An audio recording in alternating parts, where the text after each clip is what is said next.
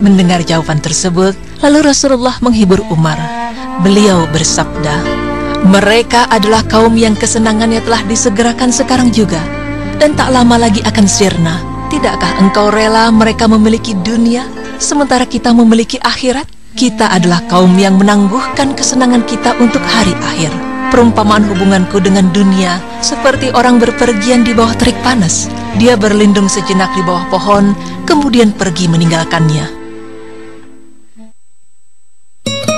Dikisahkan, pernah suatu ketika Rasulullah SAW mendapati Umar bin Khattab sedang menangis, kemudian tertawa hampir bersamaan. Ketika ditanya apa gerangan yang menyebabkan demikian, Umar bin Khattab menjelaskan bahwa ia teringat keadaan dirinya di masa jahiliyah dulu.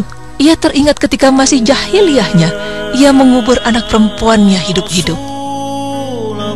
Ia menangis karena terbayang olehnya, seandainya saja anak perempuannya masih hidup, ia akan bisa bersama mereka dan akan mendapatkan cucu yang banyak dari mereka. Lantas yang membuatnya tertawa adalah ketika di masa jahiliyah ia terbiasa membuat patung-patung berhala. Terkadang ia membuatnya dari gandum dan manisan. Akan tetapi ketika ia dilanda lapar atau musim paceklik, maka ia terpaksa mengambil bagian-bagian patung berhala tersebut kemudian memakannya. Mendengar hal tersebut, Rasulullah SAW pun turut tertawa.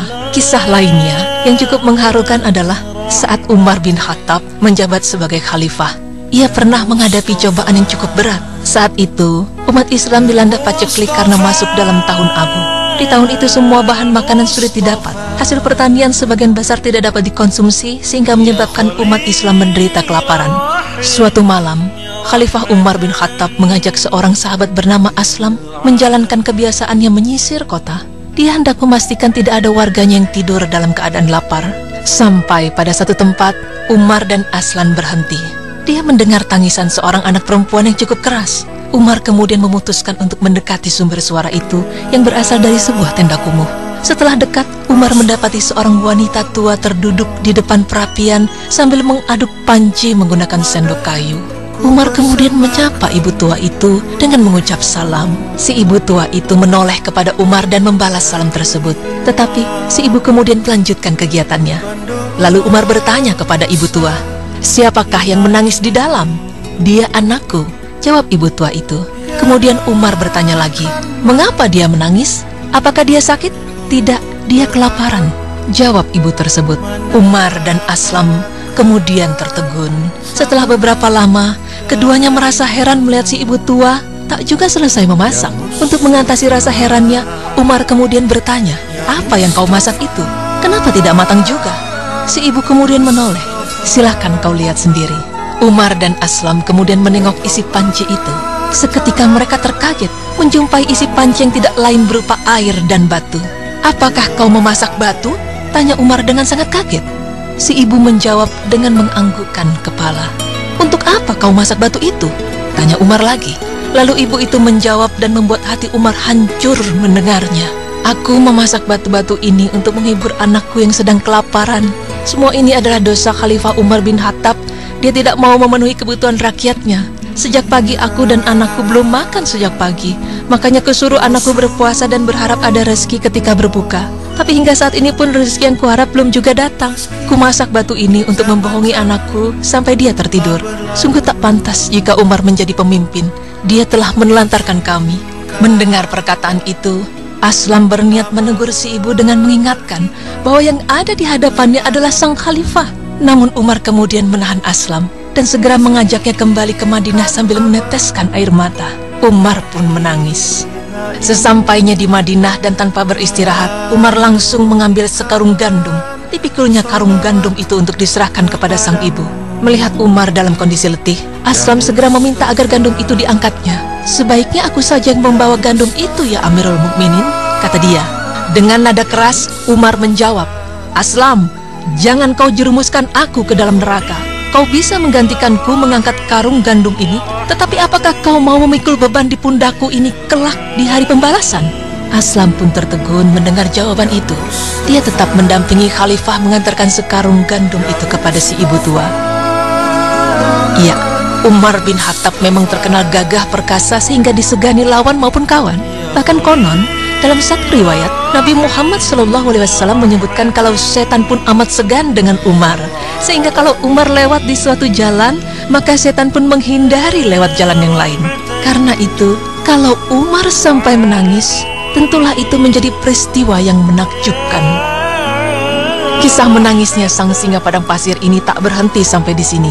Luluh lantahnya hati Umar hingga menitikkan air mata terjadi ketika Umar mengangkat Sa'id sebagai gubernur Hims. Umar bertanya kepadanya, "Aku akan menetapkan gaji untukmu." Kemudian Sa'id menjawab, "Apa yang aku lakukan dengan gaji itu, wahai Amirul Mukminin? Pemberian dari Baitul Mal kepadaku melebihi kebutuhanku." Kemudian Sa'id pun berangkat ke Hims guna menunaikan tugasnya. Tidak lama berselang, Amirul Mukminin Umar bin Khattab didatangi oleh orang-orang yang bisa dipercaya dari penduduk Hims. Umar berkata kepada mereka, "Tulislah nama penduduk miskin dari Hims agar aku bisa membantu mereka." Lalu mereka pun menulis dalam sebuah lembaran. Di dalamnya tercantum nama Fulan dan Fulan serta Sa'id bin Amir. Umar bertanya, "Siapa Sa'id bin Amir?" Mereka menjawab, "Gubernur kami." Umar menegaskan, "Gubernur kalian miskin?" Mereka menjawab, "Benar, di rumahnya tidak pernah dinyalakan api dalam waktu yang cukup lama." Maka Umar menangis hingga air matanya membasahi janggutnya. Kemudian dia mengambil 1000 dinar dan memasukkannya ke dalam sebuah kantong. Umar berkata, "Sampaikan salamku kepadanya dan katakan kepadanya bahwa Amirul Mukminin mengirimkan harta ini agar kamu bisa menggunakannya untuk memenuhi kebutuhanmu." Delegasi pun pulang dan mendatangi rumah Sa'id dengan menyerahkan kantong dari Umar bin Khattab. Sa'id melihatnya dan ternyata isinya adalah dinar. Maka dia menyingkirkannya seraya berkata, "Innalillahi wa inna ilaihi raji'un." Seolah-olah Sa'id sedang ditimpa musibah besar atau perkara berat. Lalu istrinya datang tergopoh-gopoh dengan penuh kecemasan. Dia berkata, "Apa yang terjadi, wahai Sa'id? Apakah Amirul Mukminin wafat?" Sa'id menjawab, "Lebih besar dari itu." Istrinya bertanya lagi, "Apa yang lebih besar?"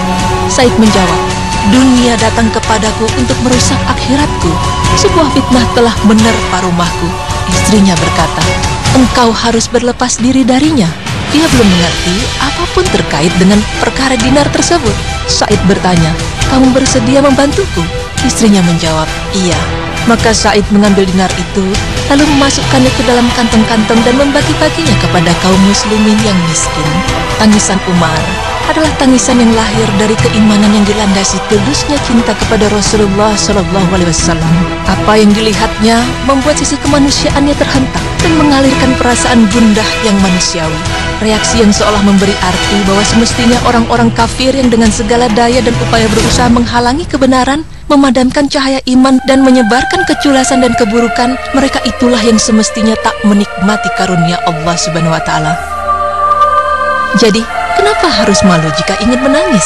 Karena mata yang beku, yang tidak mampu menangis, adalah karena hati orang itu keras. Dan hati yang keras adalah karena menumpuknya dosa yang telah diperbuat. Banyaknya dosa yang dibuat seseorang adalah karena orang tersebut lupa akan kematian yang kelak akan menjemputnya. Sedangkan lupa akan ajal yang menjemput dikarenakan manusia tersebut hanya sibuk mengumpulkan harta duniawi. Sedangkan terlalu mencintai dunia adalah pangkal segala perbuatan dosa.